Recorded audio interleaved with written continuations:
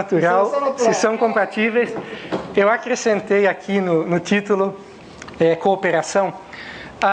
Antes de falar desse problema, né, eu queria justificar um pouco o fato de estar falando sobre isso no convite à física, certo?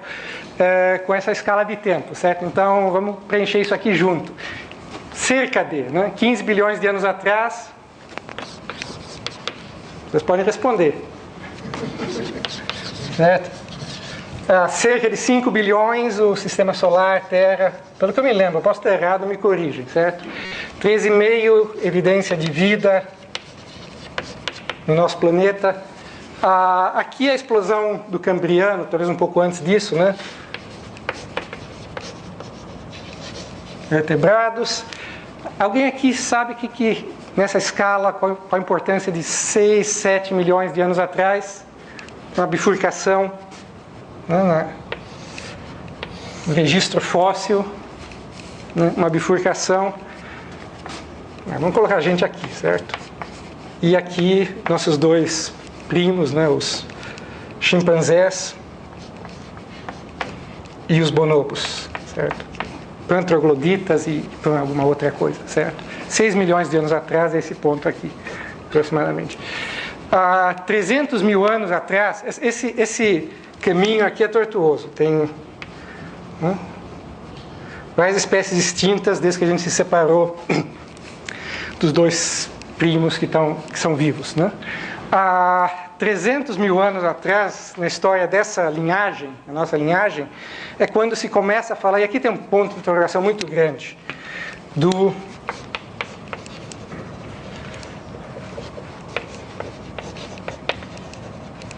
Sapiens, a nossa espécie. Talvez seja 200 mil, talvez 100 mil, e o título mais pomposo é Anatomicamente Moderno, tá bom? Esses números aqui mudam, tem mais evidência. Esses dois aqui na nossa história, 50 mil, 60 mil, talvez 70, é a saída da África. Até aí a evidência que a espécie estava na África. Havia outros relativos, né, outros, né, como os neandertais, 1.000 milhão de anos atrás, possivelmente saíram da África, habitaram especialmente o que é hoje a Europa, parte da Ásia, né? E, bom, se extinguiu há 30 mil anos atrás, talvez por causa da nossa ação, possivelmente, tá? Então, 50 mil, a partir daí você tem, de fato, evidência de Homo sapiens, nossa espécie, em todo lugar do mundo, 15 mil anos atrás, quando mais provavelmente se cruzou o canal de Bering, né, chegando nesse continente, a descoberta da América pelo Homo sapiens, não é 1490, 15 mil anos atrás, algo assim, né? 10 mil, mais ou menos, atrás, por um evento extremamente importante, é o começo da agricultura, domesticação de animais, aproximadamente, e essa é a evidência, tá bom? Bom, então isso é para dizer, né, estamos aqui num convite à ciência, né? Onde é que acaba a física e onde é que começa a biologia, certo? Tá? É aqui, bom, tem evidência inclusive de que o material orgânico que acabou formando vida na Terra veio, né, foi formado fora da Terra, né? E além do mais, isso aqui é vida na Terra, tem a vida em outros lugares, né? Muito antes. Bom, enfim, então isso aqui também vai ser importante, algumas coisas que a gente vai falar, tá? Esse problema, altruísmo e cooperação, será que eles são compatíveis com seleção natural? Primeiro, por que isso é um problema? Muita gente, desde o tempo de Darwin, né, desde o tempo que se começou a falar de seleção natural, vê isso como um problema, e de certa maneira o problema não morreu ainda, tá certo? Está muito vivo, na verdade, com debates assim, muito fortes entre cientistas, né? Mas qual é o problema, para começar, certo? O que é a seleção natural, em poucas palavras? É essa ideia de que você tem entidades que se procriam, tá certo? Quando elas se procriam, os filhos, né, são o modo de eles serem, né, que se chama fenótipo, incluindo comportamento, é correlacionado com aquele dos pais, né? Então você tem herança, e você tem uma situação em que, se você não tivesse nenhuma competição, você teria cada vez mais dessas entidades, certo? Só que você tem recursos limitados, e então elas competem, né? Independente de qualquer vontade, elas competem, e dessa maneira acaba se selecionando naturalmente aquelas que são mais eficientes nesse meio, certo? Não precisa associar nenhum valor aqui, isso é bom, isso é mal, é um fato, né? Isso acontece, é bem documentado, já não, né? Seleção natural não é mais, a existência da seleção natural não é uma teoria, é uma coisa mais que bem entendida e documentada na ciência, né? Agora, desse lado aqui, o que a gente tem? Tem a ideia de que, bom, indivíduos, vamos falar primeiro da espécie humana, tá? Depois a gente pode falar de outras, cooperam às vezes, né? Um ajuda o outro e tal. E você pensaria que seleção natural selecionaria criaturas extremamente egoístas, né, que são aquelas que acabam conseguindo trazer para si os recursos naturais e deixar mais descendentes. Então, quando você vê cooperação, quando talvez você sinta vontade de cooperar, de ajudar outros, você pode pensar, bom, mas será que eu realmente sou fruto de seleção natural? Tá certo? Então, a princípio, isso é um problema. Daqui a pouco eu vou mostrar algumas transparências, incluindo um dos modos como Darwin atacou esse problema, que tem a ver também com o trabalho que a gente está fazendo agora, né? Tá, então, no final vai ter uma parte que é um pouco mais técnica, que é coisa que a gente está fazendo nessa área, mas eu vou usar principalmente a lousa nessa introdução, que pode ser bem longa, tá bom?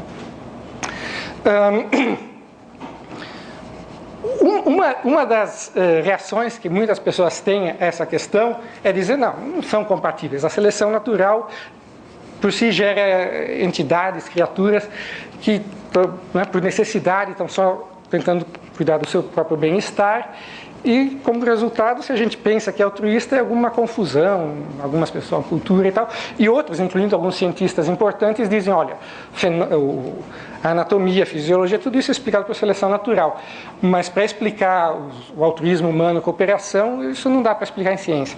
Isso precisa invocar, né, a religião, algo assim.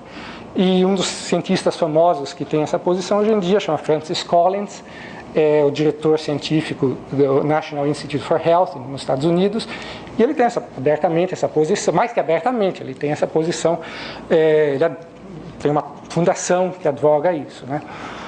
Outras pessoas, às vezes entre economistas, você vê uma posição radicalmente oposta. Não, seleção natural acontece, o altruísmo é uma coisa que, se existe, é alguma confusão das pessoas, e que realmente, quando a gente pensa em como organizar a sociedade, a gente tem que pensar que os indivíduos são primariamente, né, às vezes eu estou pensando em inglês, e aí os termos em português não saem tão bem. Egoísta é um pouco ruim aqui, talvez. Em inglês se fala self-regarding, né? O cara está preocupado com si mesmo, né? Autocentrado, talvez em português. E cooperação e altruísmo é uma coisa secundária. E a maior parte dos modelos econômicos que se usa hoje em dia se baseiam na ideia de que os indivíduos, o ser humano é assim, é altamente, primariamente interessado no seu próprio consumo, e talvez secundariamente em alguma outra coisa, mas isso são, né, correções que a gente pode, né, não são tão importantes quando você modela a economia e dá conselhos ao presidente da República, né, o presidente do Banco Central e assim por diante. A economia está principalmente baseada nesse tipo de visão. Tem muitas exceções e tem uma reação, inclusive, a isso, mas ainda é muito comum se modelar o agente econômico, né, o indivíduo, como interessado no seu próprio consumo acima de todo mais, certo? Como se outras coisas fossem secundárias. Agora, será que a gente só vai falar aqui da nossa espécie, né? Na realidade, uma razão porque esse problema, cooperação é importante, e seleção natural é importante, é porque na história da vida, né, nosso planeta, nesses 13 e tantos bilhões de anos, há vários momentos em que o que acontece é que certas entidades que se reproduzem se juntam de alguma forma e criam novas entidades que se reproduzem. Então, um exemplo, primeiro seria quando você tem reprodutores individuais, né, como se fossem genes individuais, muito simples, possivelmente RNA, uma das teorias, que se juntam em algo que mais tarde a gente, né, vira o cromossomo, e de alguma maneira agora são um time, certo? Cada um deles é um time. Como é que eles deixam a sua individualidade e criam esse time, né?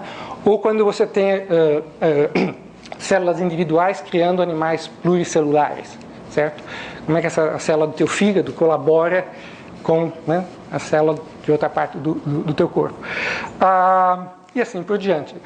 E além do mais, em outras espécies, essa questão de colaboração, bom, um exemplo claro que todo mundo fala é quando você pensa em insetos eusociais, né? Abelhas, formigas, cupins, né?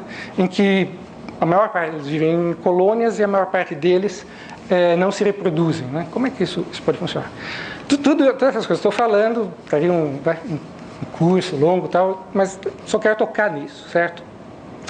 Vamos nos concentrar na espécie humana aqui e voltar à economia e vamos jogar um jogo agora, né, simular um jogo. É um jogo que é jogado em laboratórios, né, desde os anos 80, pelo menos, um grande número de economistas começaram a perceber que essa noção do indivíduo apenas interessado no seu próprio consumo não funciona. Então, uma das maneiras que eles tentam entender o que de fato acontece é trazendo as pessoas ao laboratório, né, e fazendo, né, convidando eles a jogar jogos por dinheiro, em geral dinheiro real, e vendo como eles jogam. Então aqui está um jogo que tem muito a ver com o que a gente vai estar fazendo. Eu vou colocar aqui porque quando descer a tela, possivelmente eu queria apontar para isso.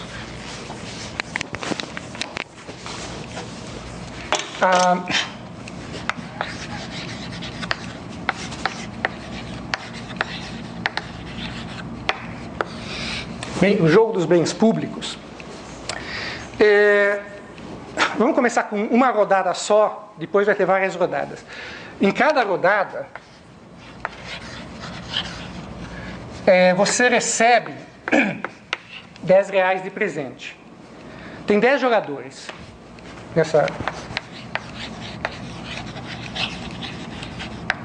nesse exemplo. Você recebe R$10, certo?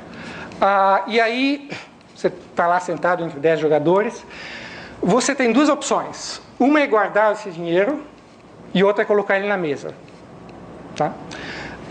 Todo o dinheiro que está na mesa é multiplicado por 3 e redistribuído, né, para todo mundo, para os 10. Ou seja, dividido por 10, quer você tenha cooperado ou não. Tá? Agora vocês podem, não vou chamar ninguém, mas vocês pensem como vocês jogariam. Tá certo? Quando você tem uma rodada só, se você colocar, se manter os 10, o que depois vier da divisão é lucro, certo? Os 10 você já tem. Se você colocar os 10, vamos dizer que 4 pessoas dos 10 jogadores colocaram 10. Você tem 40 na mesa, R$40. Multiplica por 3, você tem R$120, tá certo? Distribuído entre os 10 jogadores. 12 para cada um deles, certo? Você que deu 10, voltou 12, você ficou com 12. Quem não colocou 10, tinha os 10, recebeu 12, 22. Bom? Você pode também, acho que é interessante você pensar como você se sentiria se você tivesse colocado os 10 nesse caso. Tá? Você teve lucro. Mas é possível, quer dizer, não só é possível, como eu tenho certeza, pelas estatísticas, que muita gente aqui estaria ultrajada como os que não colocaram, mesmo que você teve lucro, porque os outros tiveram, não fizeram. Tá?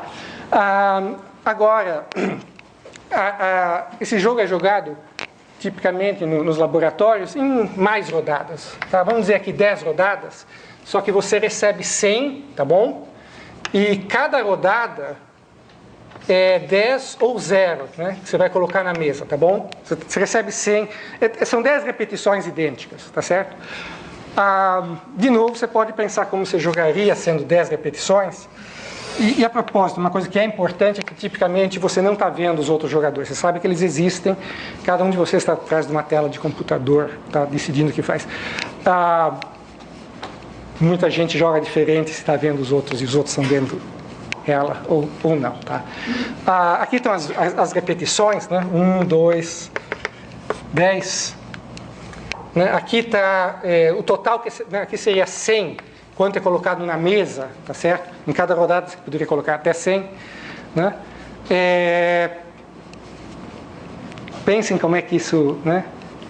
O que acontece no laboratório. Tipicamente, assim, é repetido, tem várias variantes.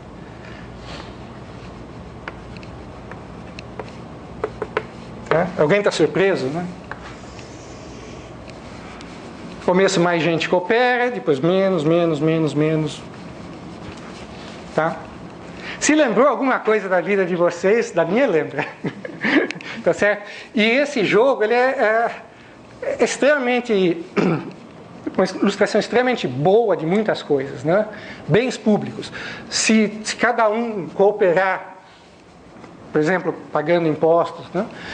Esse dinheiro pode ser usado para criar bens que todo mundo vai usufruir, você não vai conseguir excluir pessoas, certo? Ar puro e tal, transportes, né, públicos, etc., universidades abertas e tal, né, que valem muito mais do que o dinheiro colocado, e todo mundo usufrui, quer tenha colocado ou não. Só que a tentação, quando você vê os outros colocando, né, não são 10 jogadores, na vida são milhões, só eu guardar. Né? Então, como é que isso agora funciona com seleção natural? Né? Porque em seleção natural a questão aqui não é simplesmente se você tem um pouco mais de dinheiro ou não. Se você né, nesse período aqui da nossa existência, né, tá? Até aqui, a evidência é que a gente vivia em grupos, talvez 50 indivíduos, incluindo adultos e crianças, alguma coisa dessa ordem, tá certo? Chama caçador-coletor o tipo de vida, certo? Nômade. E incluindo caça de animais grandes, né? Caça coletiva. Bom, tá, tem essa caça coletiva, você vai lá, né, espetar a lança correr junto com os outros, espetar a lança no mamute, ou você vai tropeçar na última hora, os outros espetam o mamute, um deles levou né, uma trombada, como é que diz? Enfim, uma pisada lá e tal, e você come mamute com os outros sem risco, certo? Então, como é que em seleção natural cria indivíduos que são capazes de cooperar, né, quando o pagamento, o retorno aí, em termos de probabilidade de sobrevivência, né, que implica o número de descendentes que você deixa. Então, Darwin, quando pensou nesse tipo de problema, vamos ver se isso aqui agora funciona.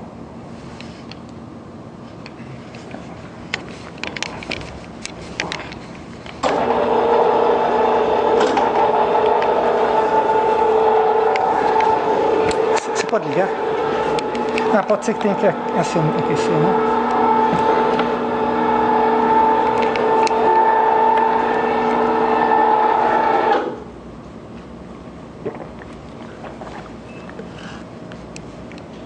Aquecendo.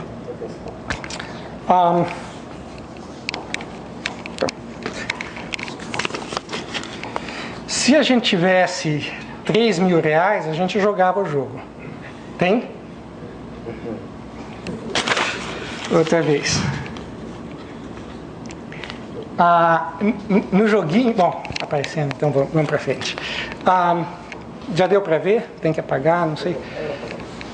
Essa aqui é uma sentença famosa dele sobre isso, tá certo? Ele está falando aqui da espécie humana, né? E está pensando nesses grupos. Ele usa o termo tribo, que hoje em dia antropólogos usam para um grupo maior do que o grupo que eu estava mencionando, 50, chamado bando. Isso, tribo é cerca de 1000 e poucos, uma outra nível na hierarquia. Mas ele escreveu isso em 1871. E a ideia é que, bom, se você está num grupo que tem indivíduos que cooperam mais, que sentem que são parte do grupo, cooperam com o grupo, né? Como talvez você se sentiu pensando, como eu jogaria esse jogo? Bom, se eu conhecer essas pessoas e tal, eu vou colaborar.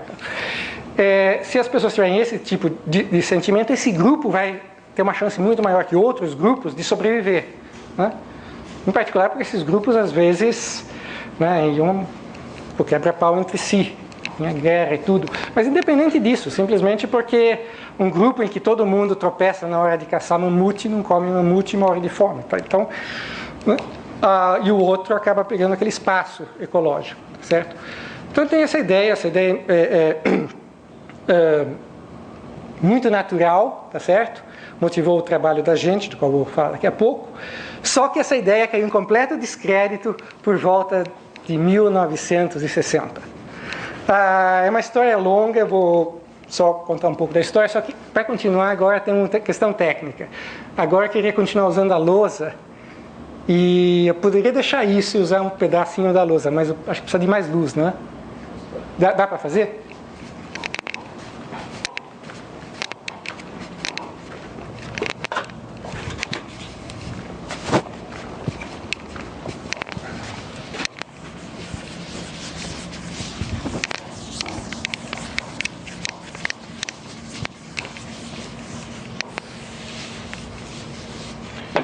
Então chega aproximadamente 1960 e tem um número de pessoas, ideias muito boas, algumas ideias muito boas, mas que levaram também uma rejeição injusta, né, do ponto de vista científico, da ideia que está ali.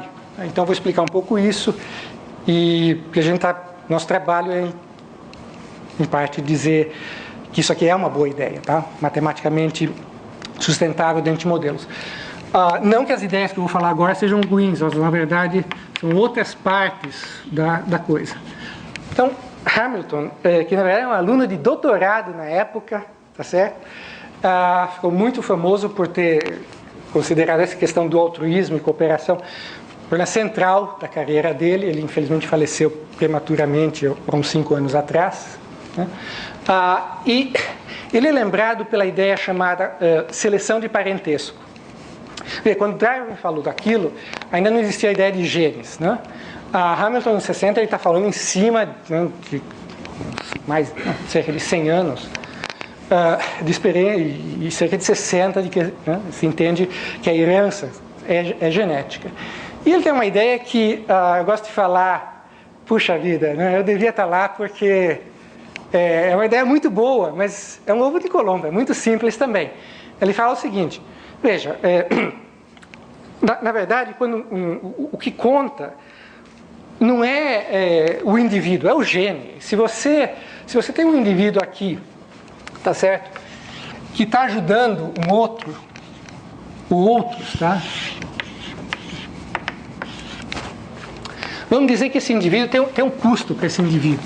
O custo é, né, esse indivíduo está perdendo alguma quantidade. Se você pensar na analogia com esse jogo, cada vez que você coloca 10, né, aqui eu vou falar o que é o C no jogo. Cada vez que você coloca 10, esses 10 vão para a mesa, tá certo? Parece que esse é o custo, mas não exatamente, porque esses 10 viram 30 e 3 dos 30 voltam para você. Então o custo líquido para você é 7, tá certo? Outra maneira de pensar no jogo é que em cada rodada você é convidado a colocar R$7 na mesa para ter o efeito de dar R$3 para cada um dos outros 9 jogadores e nada voltar para você. É a mesma coisa, é o, né, líquido bruto. Então você tem esse custo e o benefício que você está produzindo é justamente o 30 menos o 3, né? 10 vezes 3 é o benefício que você produziu, mas mais 3 voltou para você. 27 é o benefício para os outros, tá certo? Dividido em 9. 3 para cada um. Então aqui tem um benefício. E o que importa é o seguinte, suponha que tem um gene aqui que... Vou falar uma coisa e depois vou fazer um comentário, tá? Um gene que te induz a fazer isso. Tá? Vamos por enquanto dizer que supor, tá? Daqui a pouco, se vocês não gostam do que eu estou falando, que um gene induz você a fazer algo, eu faço um comentário daqui a pouco. Vamos fazer essa brincadeira de dizer o gene induz você a fazer isso, tá bom? Só que é capaz que esse gene esteja aqui, tá bom? Algumas pessoas aqui têm o gene. Então o gene está se ajudando. Tá? O gene é informação, o gene não é aquele, né, pedacinho do cromossomo que está lá, aquelas, né? É informação. Em outras pessoas, se aqui são irmão, primo, né, possivelmente eles têm, é uma boa probabilidade de eles terem o mesmo gene. E o que diz, dado que você tem um gene, aqui eu vou simplificar também, se tiver algum biólogo aqui, sabe que o que eu estou falando está só aproximadamente certo, mas dado que eu tenho um certo gene, a probabilidade é que cada um desses indivíduos tem o gene, em média, né, é R, né? O que se chama em inglês relatedness, e eu não tenho muita certeza como se está traduzindo em português, mas que é o seguinte, se esse indivíduo aqui e eu temos o mesmo pai e mãe, né, você faz uma conta, qual a probabilidade de que, né, meu irmão tenha esse gene que eu tenho, dá né, a lição de casa faz essas contas, isso aqui dá 1/4. Se aqui é um primo, né, dá um oitavo. Eu falei errado, se for irmão dá 1/2, desculpe. Se for irmão de pai e mãe dá 1/2. Se for irmão de só um pai ou só a mãe, é 1/4. E aqui dá 1/8, tá? Lição de casa para vocês fazerem. Então o que ele fala é o seguinte, o que importa é que o C seja menor que B vezes R. Se isso acontecer, então essa ação que está sendo promovida por esse gene é uma ação seletivamente privilegiada, né? O custo para o gene é menor do que o benefício, né? É o benefício mediado pelas probabilidades de estar lá, tá certo? Valor esperado do benefício, tá certo? Essa desigualdade é conhecida como equação de Hamilton. E assim, famoso por várias coisas, mas essencialmente, especialmente por isso. Então ele achou esse outro mecanismo e de fato na natureza se encontra muito mais cooperação e altruísmo entre parentes próximos, tá certo? Inclusive você pode dizer, esses grupos de Homo sapiens, né? São parentes próximos e isso aqui que é a explicação, tá bom? Os indivíduos, tem genes que promovem esse tipo de cooperação, né?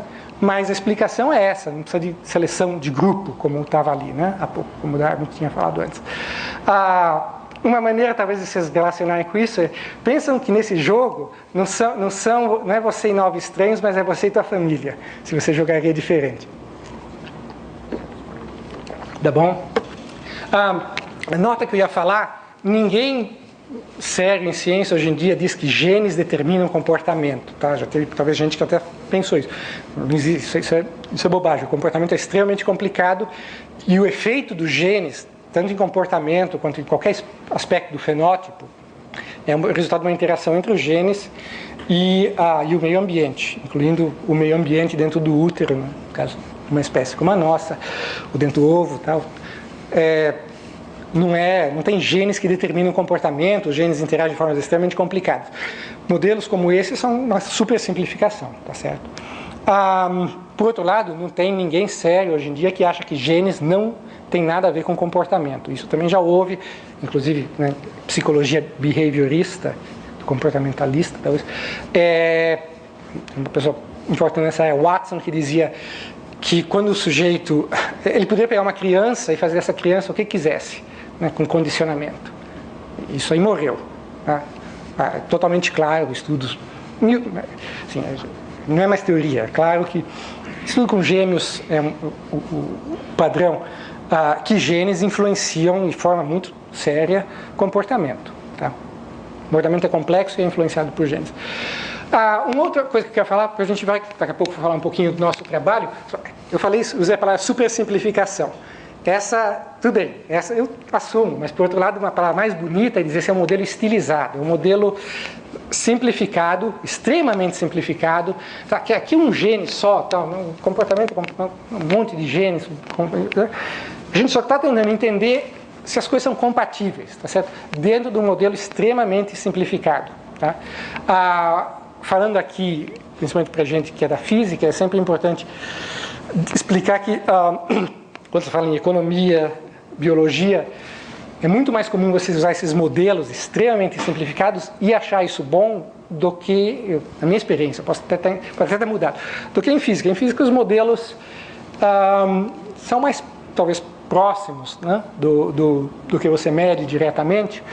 O que eu tenho a dizer em favor de biologia e economia nessa situação é simplesmente, eles lidam com coisas muito mais difíceis, certo? Física é fácil, biologia é difícil, comparativamente. Agora, isso vocês podem tomar como uma provocação. Tá bom? Bom, deixa eu ver se tem... Vou falar um pouco de coisas mais técnicas. Então, eu só ver que eu não... Tá. Tem algumas coisinhas ainda por aqui, né? Outros nomes importantes nessa época, importantes porque o nosso trabalho técnico, John Maynard Smith é uma pessoa que introduziu nesse tipo de problemas a noção de teoria de jogos. Tá bom? Isso vai aparecer um pouco no que a gente vai fazer, mas uma coisa muito importante que ele fez e que no nosso trabalho a gente diz que está corrigindo, ele pensou em alguns modelos muito simples de grupos, né? Você tem grupos interagindo, né? Divididos em grupos, e ele falou o seguinte: bom, de geração a geração, não é que esse grupo aqui cria um certo número de grupos, tá certo? Esse grupo de esses caçadores-coletores que eu falei para vocês, né? E esse aqui cria esse grupo, e esse aqui cria esses dois, e pronto. Não, tem migração. Inclusive em algumas espécies, em chimpanzés, por exemplo, que são próximos da gente, tipicamente todas as fêmeas, quando chegam à maturidade, migram. Elas não querem saber dos irmãos delas como, né, para procriar. E isso, evolutivamente, é importante, evita o que se chama inbreeding, né? Faz os genes fluírem. Você tem toda essa migração, e Maynard Smith é uma pessoa que tem a formação de engenheiro, tem contribuições muito importantes em evolução do comportamento, como eu estou falando. Ele pensou em alguns modelos desse tipo, com migração, e concluiu até seria possível que essa competição entre grupos fosse importante, mas as condições teriam que ser migração extremamente baixa. E depois algumas outras pessoas repetiram isso, certo? Deixa eu falar de uma pessoa ainda aqui que é importante porque vai seguir. Robert Trivers. E ele é conhecido... Trivers são duas pessoas, depois Axelrod. Axelrod é um cientista político. Todos os outros aqui são biólogos. E eles são associados ao conceito de reciprocidade, né? Aquele jogo é repetido muitas vezes, tá certo? Então o indivíduo coopera pensando que depois, né, os outros vão cooperar. Se ele vê que pouca gente está cooperando a primeira vez, ele para. Tá?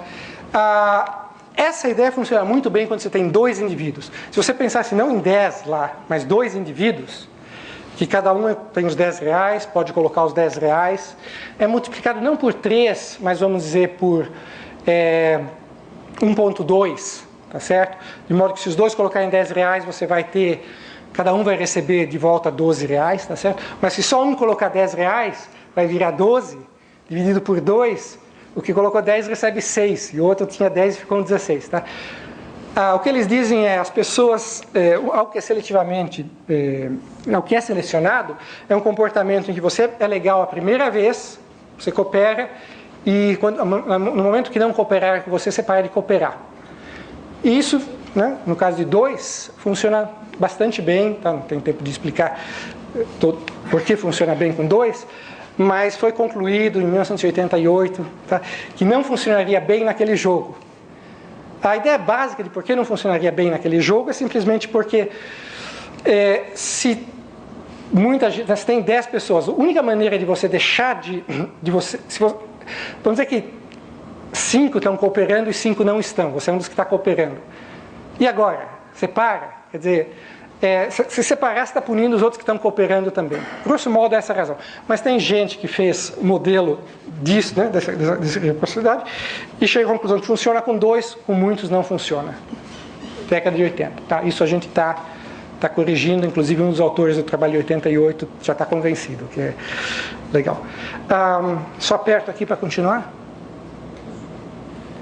Então deixa eu falar agora um pouco do trabalho da gente, que é... Deixa eu voltar um pouquinho só para uma coisa que eu quero colocar nomes aqui, né? Renato Vicente, da Matemática Aplicada também, Nestor Katicha, daqui da Física. E talvez agora a gente pode apagar as luzes, e o que eu vou fazer é... Eu tenho aqui toda uma palestra de 1 hora técnica, que a gente não vai fazer, né? A gente vai só tentar entender um pouco como é que um problema desse, né, do mundo real, como é que se modela, né? E um pouco como é que isso que a gente está fazendo relaciona com o que essas pessoas fizeram.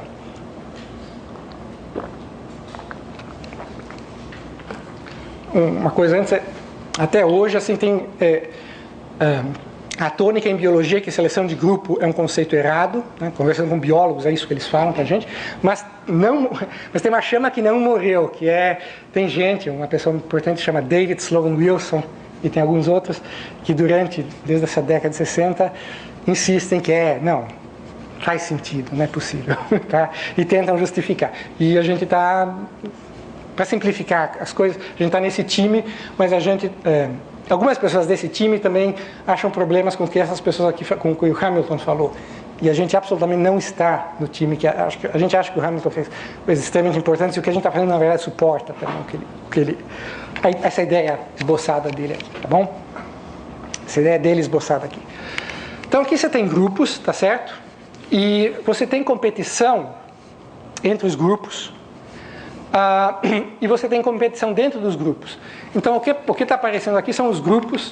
Tá? Não liguem para os detalhes, tá bom? O que está dizendo aqui é que na próxima geração, grupos que têm mais altruístas, indivíduos que cooperam, né? Que vão lá e caçam com você o mamute, tem mais chance de deixar grupos descendentes. Então os grupos crescem e quando eles estão grandes eles se dividem, né? Essa maneira que grupos geram grupos descendentes. Tempo aqui é discreto, né? No mundo real não é assim, né? Mas isso é a estilização que eu falei para vocês, é padrão, né? Aqui estamos olhando dentro do grupo. Acontece que o pessoal, tem o cara lá que sempre tropeça na hora de caçar o mamute, tá certo? E esse cara, na verdade, tem menos chance de morrer na caça, tá bom? Então tem mais chance de deixar descendentes. Então dentro do grupo, ser um cooperador altruísta é custoso, tá? E a probabilidade dentro, né, se esse grupo descende desse, agora estamos olhando dentro do grupo, é mais provável que esse indivíduo aqui descenda de um não altruísta do que de um altruísta. A gente está simplificando muito, dizendo, bom, tem indivíduo que é altruísta e não altruísta. É a estilização, tá bom? Tudo isso é padrão que o pessoal fez desde que modela a seleção natural. E, como o Maynard Smith e outros falam há muito tempo, nada disso faria sentido se você não tivesse migração. Migração existe. Os grupos não são... Essa é uma diferença importante. Isso é uma complicação quando você está estudando seleção de grupos em comparação com seleção natural, quando, né, indivíduos são um pai e uma mãe e teus genes vêm do pai e da mãe, né? Aqui você tem essa... Imagina que 20% dos teus genes tivessem migrado do vizinho, tá? Complica, mas, né? É essa situação que a gente está falando aqui. Então, primeiro a gente tem essa competição, né? Mais altruístas beneficiam o grupo, mas o altruísmo paga um preço, do ponto de vista evolutivo, e a complicação da migração. A migração, que nem correto, que o Maynard Smith e outros falam, que a migração, nesses modelos, atrapalha o altruísmo, tá certo? Primeiro, porque isso é intuitivo? É intuitivo porque o não altruísta, né, no modelo, o ideal para o não altruísta no modelo é estar cercado de altruístas, certo? Tá? Se você tropeça na hora de matar o mamute e você está cercado de outros que tropeçam, né? Nada de mamute para janta. Tá? Então a migração faz com que você não tenha acumulação de não altruístas no mesmo grupo. E altruístas no mesmo... Se você separar altruístas e não altruístas, os altruístas estão bem, tá certo? Os altruístas estão com problema. Mas a migração acaba permitindo aos não altruístas tirar a vantagem dos altruístas. Aqui outra nota de rodapé. Isso aqui não tem absolutamente nada a ver com as questões atuais sobre a xenofobia, tá bom? Por favor. Ok? Então, grosso modo, esse modelo, talvez eu devia falar um pouco mais sobre como a gente implementa cada uma dessas partes, mas isso a migração é uma mistura. Então, uma fração M dos indivíduos saem dos seus grupos, né, se misturam e vão para qualquer grupo, certo? Tudo isso dá um pouco uma noção para vocês de que é essa estilização. Tá? Fazer algo mais realístico, primeiro, a gente está agora fazendo coisas muito mais realísticas, só que se aprende aos poucos, você faz coisas mais estilizadas, depois um pouco mais realísticas, só que também chega um momento em que você não quer fazer coisas muito realísticas. Por quê? Porque você está pensando o que aconteceu de 6 milhões de anos atrás até 10 mil anos atrás, e a menos que você soubesse muito bem, você está sendo realístico em cima de algo que você não sabe. Então o modelo não pode ser mais preciso do que os dados, a informação que você tem sobre os dados, certo? O que importa são as ordens de grandeza e assim por diante, nesse tipo de coisa. O que está aqui? Isso aqui... esquece os outros, tá? Olhem para esse aqui e só por cima. É o jogo que está aqui. Isso aqui, no jogo, né, é quanto dinheiro você saiu. Dependendo de quantos altruístas tem no teu grupo. Aqui, em vez de 10, são 20. São grupos de 20, tá certo? Os vermelhos são os não altruístas. Os não altruístas não põem dinheiro e os outros põem. O não altruísta está melhor dentro do grupo, certo? O altruísta está sempre abaixo. Tá? A mesma coisa aqui. Bom? Aqui é um round só. Um round só. E você tem, isso aqui são os R$7 lá, aqui é outro número, mas o que você paga por ser altruísta, você põe R$7, né? Você dá R$7. Ou dá 10 e recebe 3. Né? E por que isso é linear? Porque o que você recebe no final é R$3 de cada um dos altruístas que está lá, tá certo? Então é linear no número de altruístas. O que acontece aqui é que você tem 10 rounds, e isso é extremamente importante, porque isso tem a ver com essa ideia do Trivers e Axelrod de reciprocidade no contexto de um grupo, de um jogo como esse, um jogo de bens públicos com muitos participantes, 10 no exemplo aqui, 20 aqui. O que acontece aqui eu falei que a ideia de Axelrod e Trivers é essa de que você no começo é legal, quando você está em par, né, se em vez de 10 jogadores fossem 2, primeira vez você coopera. Se outro jogador não cooperou, a segunda vez você não coopera mais, tá bom? Não, se o outro cooperou 2 vezes, depois não cooperou, você para quando o outro deixar de cooperar. E se o outro voltar a cooperar, você volta a cooperar. Isso chama tit for tat em inglês, que imita o que o outro fez. Primeiro é legal, depois imita o que o outro fez, tá bom? Não é uma má sugestão para a vida. Seja legal com as pessoas, se te tratam mal, aí você retribui. Tem que tomar um pouco de cuidado com questão de força que eles podem ter, mas cuidado. Então, o que está acontecendo aqui? A mesma ideia no grupo, a ideia que, na verdade, como eu falei em 88, se julgou que não funcionaria, e que a gente, né, no final da palestra vai ser dizer que isso aí funciona. Mas o que é isso aí? A ideia de que você coopera a primeira vez no grupo, e a partir daí você coopera se está dando lucro. Então, no exemplo que eu dei, numérico que eu dei aqui, falei que quando tem 4 jogadores que cooperam, incluindo você, tem 40 na mesa, R$40 na mesa, esses 40 viram 120, volta 12. Eu pus 10, voltou 12, continuo. Por alguma razão, num certo momento, tem um total de 3, não 4, mas 3 cooperantes, né? Você é um deles. Você pôs teus 10, outros 2, total de 3, tem 30 na mesa, virou 90, dividiu por 10, voltou 9. Eu pus 10, voltou 9. Chega. Não mais. Essa é a estratégia, certo? E dá uma coisa assim, dá que se você tem poucos altruístas, eles cooperam a primeira vez, tá certo? E não mais. E aí é exatamente como isso. Transforma o jogo numa etapa só, em vez de várias. Só que se estiver acima do limiar, que no exemplo da gente é 4, cooperando, aí eles continuam cooperando. Se tem 4 que agem dessa maneira, eles vão cooperar para sempre. Só que ainda é verdade que os não altruístas, os vermelhos, estão melhores que os altruístas. Então continua a princípio o mistério. Como é que é isso? Em cada grupo, né? Estou falando de vários grupos. Aqui, né?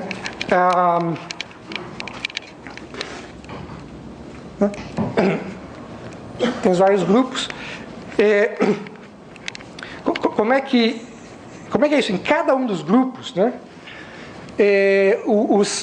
Os não altruístas, em vermelho, eles estão melhores que os altruístas. Como é que pode ser que no final esse gene altruísta não é eliminado? Tá?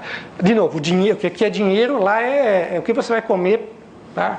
A vida é mais dura quando você é caçador-coletor. Né? Bom, aí o que eu quero indicar aqui só algumas ideias, né? Isso aqui são os mesmos modelos para matemática. Aqui é um pouco da técnica que a gente usa, que é algo chamado processo de gamificação com muitos tipos. Tá? O que talvez seja legal aqui falar para vocês é uma coisa assim, que aqui ou na próxima? Tá, deixa eu falar uma coisa e depois eu falo do comentário que eu ia fazer. Então, isso aqui é um esquema que eu acho que dá para falar em algumas palavras. Tá? Você tem esses vários grupos. Os grupos se distinguem pelo número de A são altruístas e N é não altruísta. Tá certo? Aqui eu estou olhando para um grupo que tem K altruístas e o restante, N menos K, não altruístas.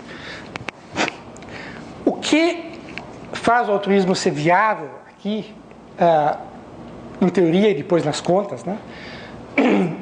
É o fato de que os grupos que têm mais altruístas, em média, os indivíduos deixam mais descendentes. Né?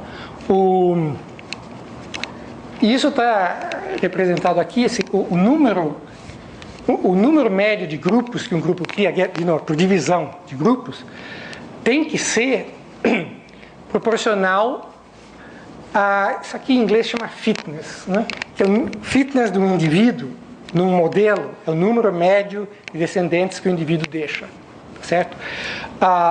Isso é relacionado a quanta carne de mamute você come, e vai ser menor se você é morto por mamute, certo? Então, se você está num grupo em que tem muita cooperação, o que está nesse modelo é que você está recebendo, você tem uma fitness maior, o grupo tem uma fitness média maior que um grupo com poucos altruístas, certo? E então esse grupo gera um número proporcional a essa fitness média de grupos descendentes. Aí tem a migração, né? É verdade que nesse processo aqui, se você é um altruísta, dentro do grupo você está perdendo para os não altruístas. Tá? Mas depois tem a migração, ainda por cima, para complicar as coisas. E o que a migração faz é que, uma fração dos indivíduos sai do grupo, tá certo? Então, em vez de você ter esse número calinha de altruístas, você vai ter menos, porque alguns saem, certo? E, deixando os detalhes, isso aí você pode modelar, tá? Com matrizes, com essa ideia de processo de gamificação com muitos tipos. Para não ficar tão misterioso, você pensa que tem muitos grupos, tá certo? Cada grupo gera grupos, tá certo? E se um grupo tem tantos altruístas, ele gera grupos com vários números de altruístas. Esse número de altruístas é o tipo do grupo, tá certo? E isso, como isso aí, né, a migração modifica os tipos de grupos. E se você seguir esses tipos de grupos, você tem, né, a coisa está se ramificando. Esse grupo gerou esses aqui geraram aqueles, tem uma estrutura de ramificação. E, tem uma maneira aí que também não vai dar tempo de falar, né, então, não é a proposta desse colóquio, de modelar isso com produto de matrizes. E o que eu queria, deixa eu ver se está aqui, mencionar é o seguinte, que a maneira de resolver, de decidir se grupos altruístas vão, né, proliferar ou não, quando você tem essa coisa representada como produto de matrizes, é olhar o maior alto valor, que é o ρ aqui, dessa matriz. E aí eu tenho que queria contar essa história aqui. Quando eu estava aqui na física, no primeiro ano, fazendo curso de álgebra linear, vários alunos são incomodados com o fato que gente que estuda física tem que aprender álgebra linear. e perguntaram para o professor, mas por que, né? A gente tem que aprender isso? E a resposta, vocês vão usar em mecânica quântica. Então, meio certo para o professor, vocês vão usar em mecânica quântica. Só que a álgebra linear é muito importante para tudo quanto é coisa, tá certo? Então, tudo quanto é estrutura linear. Aí né? E aí você tem uma condição em termos desse alto valor principal da matriz, que diz quando a coisa pode acontecer. Bom, a gente queria saber isso em termos dos parâmetros, né? O C, o B, o número de repetições, tá certo? Aí você, né, diagonaliza uma matriz, usa computador, etc. E aí o que acontece? Eu quero comparar essa figura com, não essa, mas essa. Então, deixa eu falar primeiro o que é essa. Essa é o Maynard Smith. Essa é a figura que justifica o que o Maynard Smith, em 1964 e depois 76, estava escrevendo. Estava dizendo, olha, a taxa de migração, né, que é necessária para o altruísmo poder se espalhar nos modelos dele é extremamente baixa. Então, o que aparece aqui? O delta aqui diz se a seleção é forte ou fraca. Tá? Vamos esquecer o parâmetro delta, tá bom? M é a migração, a taxa de migração. Ela está entre 0 e 1. 1 significa que todo mundo migra. 0 não tem migração. Vocês estão vendo o que está acontecendo? Né? Esse é o exemplo em que só tem uma rodada naquele jogo. Aquele primeiro, quando eu mostrei os gráficos lá, era o primeiro. Uma rodada só, duas funções lineares. Tá certo? Para o altruísmo se espalhar, o nível de M tem que ser extremamente baixo,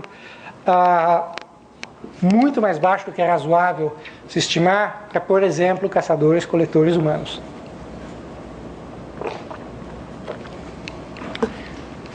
Se todos os indivíduos, no caso de chimpanzé, são essencialmente todas as fêmeas migram. No caso da espécie humana, na época importante, não se sabe ao certo, mas tem alguma evidência científica que também seriam as fêmeas, as mulheres, né? 50%. Está obtendo, né? Ele não estava fazendo isso, mas ele está fazendo algo que é equivalente a isso. E outras pessoas também. Aqui está um modelo com repetição. T é o número de repetições. No exemplo da lousa era 10, tá certo? Aqui a gente está fazendo... 1 seria sem repetição, seria de novo Maynard Smith. 10 repetições, 100 repetições, 500 repetições. C e B, tá certo? Aqui o fator não é 3, é um fator de multiplicação 5. A gente sabe que é 5, estamos falando em números plausíveis, tá, ok? Tamanho do grupo aqui é 20. Isso dá para fazer sem nenhuma dificuldade, posso mostrar, dependendo do tempo, uma outra transparência com grupos, números arbitrariamente grandes. E um exemplo com 100 também. Alguém pode dizer, mas espera aí, que jogo é esse que se repete, né? 10, 500, 100, 500 vezes? Certamente caçar mamute repetia, talvez não mamute, mas caçar animais grandes se repetia milhares de vezes na vida, né? Dos anos em que o indivíduo é adulto e está se reproduzindo. Esses números não são razoáveis. Números como B sendo 5 vezes C são números que estão na literatura, são ordens de grandeza aceitas. Certo? A gente consegue, né, passar o threshold, o limiar aqui dos 50%, tá certo? Esse é um modelo, aquele que eu estou falando, reciprocidade em grupos, aqui o grupo também o 20, né? E em que, aqui que esse A é o limiar. Aqui A igual a 4 significa que dos 20 você só vai continuar contribuindo se pelo menos 5 contribuírem. Desculpe, 5 com você, né? Se pelo menos outros 4. E depois no B é A igual a 8. Tá? Só vai contribuir se pelo menos outros 8 contribuírem. O que é o delta? Delta é chamado a força da seleção, que eu pulei aqui. É o seguinte, quando o delta é pequeno, aquilo que o valor da cooperação que a gente está discutindo é pequeno na seleção. Não seria o caso de caça de animais grandes que tem um poder, uma influência muito grande. Se é alguma coisa menor, esse é um delta pequeno. Um delta maior significa que a influência disso no número esperado de filhos é maior. A fitness é em geral escrita como uma constante, 1 mais delta vezes um diferencial, que é o payoff do jogo. Mas eu tinha pulado isso. Deixa eu só terminar com alguma... Aqui é um outro jogo que pode ser justificado de outras maneiras, né? Não tenho tempo agora, onde o M passa facilmente de 50%. Aqui tem umas coisas técnicas que eu também vou pular aqui. Eu quero só, talvez para dar uma impressão do que são as coisas técnicas que eu estou pulando, é o seguinte: uma vez que você sabe que o que você tem que fazer é achar o ρ e comparar com 1, né, você vai ter que usar um computador, tá? Mesmo se o grupo for tamanho 20. E aí você gostaria de saber, será que não tem uma maneira de fazer isso em casos especiais, quando, por exemplo, esse delta, que é a força da seleção, é fraca, mais simples, etc. E tem. E toda a parte técnica que eu pulei, quando o delta é pequeno, que é um caso muito importante em biologia, a gente tem limites de escala e coisas desse tipo. E a parte importante da contribuição, isso torna muito mais simples fazer as contas, né? Principalmente se o grupo for muito grande, você pode... Hoje em dia, diagonalizar uma matriz é uma coisa sem grande problema, mas ter fórmulas fechadas é sempre útil para ter intuição. E acho que eu pulei aqui o que eu queria mostrar para vocês, que é essa aqui. Esse é o jogo. IPG, em inglês, é Iterated Public Good. Iterated, ele é repetido, né? E essa vai ser a última transparência. A gente vai acabar 1 hora depois que começou. O exemplo que eu estava falando para vocês, o benefício, o fator não é 3, é 5, tá certo? Que é dentro da ordem de magnitude aceita para certas, né, atividades como caça de mais grandes e tal. Número de repetição, eu considero, inclusive, modesto 100. Se for pensar na espécie humana, se está pensando em caça de mais grandes, eu não teria dificuldade de pensar em 1000 aqui. Tá? A gente tem alguns... Tem n igual a 20 de novo e tem n igual a 100. Eu quero enfatizar o n igual a 100. N igual a 100 é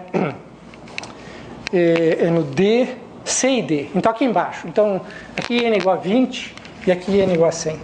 E aqui a gente está olhando a migração, tá certo? Ela está... Eu tinha acabado de falar de migração de todas as fêmeas, só que quando você está olhando em grupos de tamanho 100, né, e aqui a gente poderia fazer grupos de tamanho maior, você não está mais pensando num desses bandos, você está pensando na tribo, que é muito maior. Você está pensando, talvez, principalmente quando você está pensando em milhares de indivíduos, para quem a gente tem um gráfico parecido com esse, você está pensando a migração é interna, esse grupo é maior, certo? Então, a migração de 10% é realística. E o R que eu queria enfatizar é o seguinte: esse R é o R do Hamilton, né? A relatedness, tá certo? Que é uma função do M, né? E que tem a ver, né, com a ideia do Hamilton. E ela é medida para grupos humanos, chimpanzés e tal.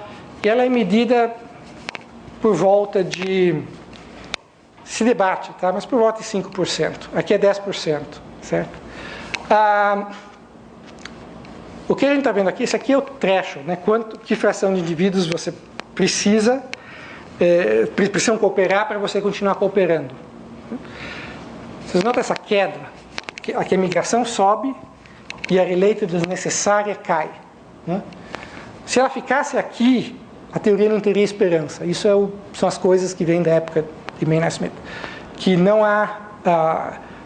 E do trabalho de 88 que eu mencionei para vocês, a técnica usada lá produziria uma linha horizontal nesse nível, 20%. 20% para relatedness em grupos humanos, tribos, totalmente fora. A relatedness é debatida, mas ela está por aqui. Tá? Então, essa queda, invadir essa região experimental de relatedness é a contribuição da gente aqui. E com isso, terminamos em 1 hora. Então, obrigado.